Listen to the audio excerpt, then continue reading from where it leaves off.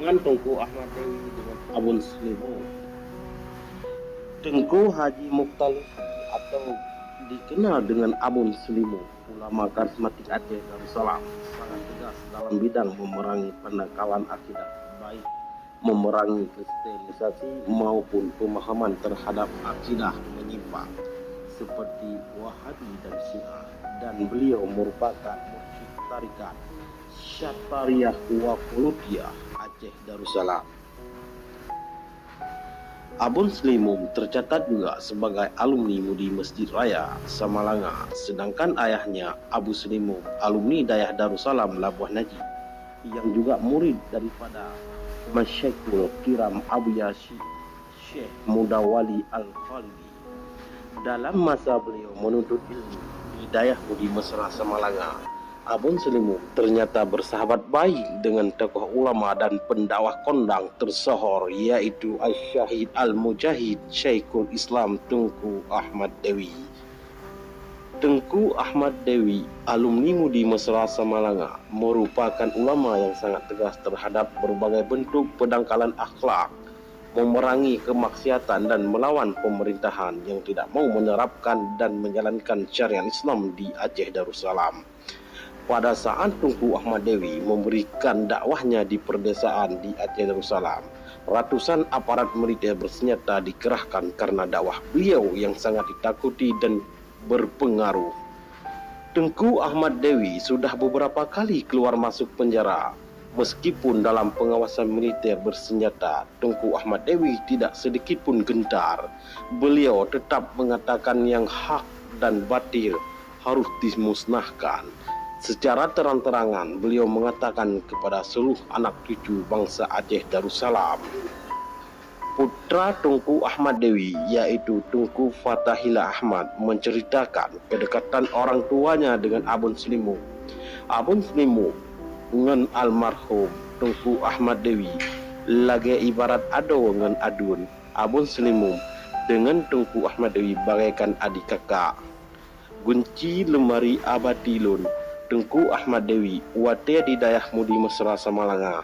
Abun Slimu yang nyandub akrab. Kunci lemari Tengku Ahmad Dewi waktu mondok di Dayah Mudi Mesra Samalanga selalu dititipkan kepada Abun Slimu, ungkap Tengku Fatahillah Ahmad. Abun Slimu merupakan santri mudi di bawah letting Tengku Ahmad Dewi di Mudi Mesra Samalanga. Kini kedua ulama besar Aceh Darussalam yang tegas dalam bidang memerangi pendangkalan akidah dan akhlak tersebut sudah berpulang ke rahmatullah.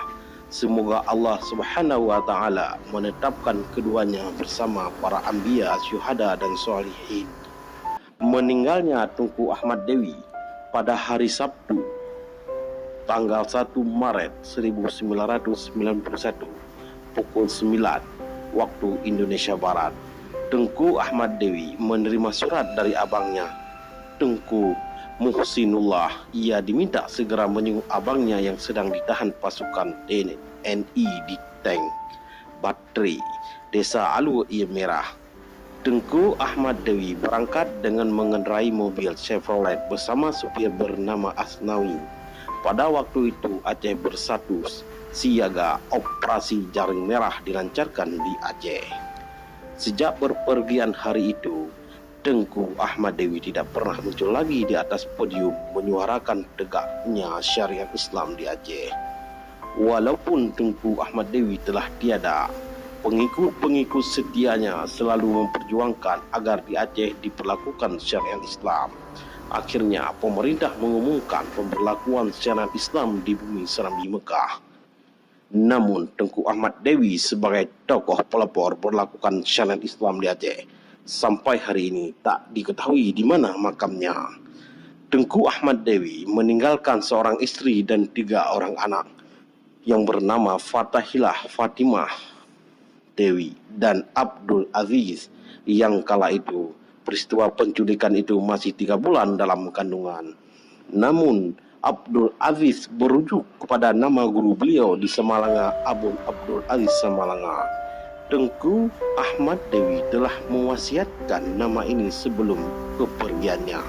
Beliau berpesan pada istrinya jika anaknya laki-laki agar diberi nama Abdul Aziz.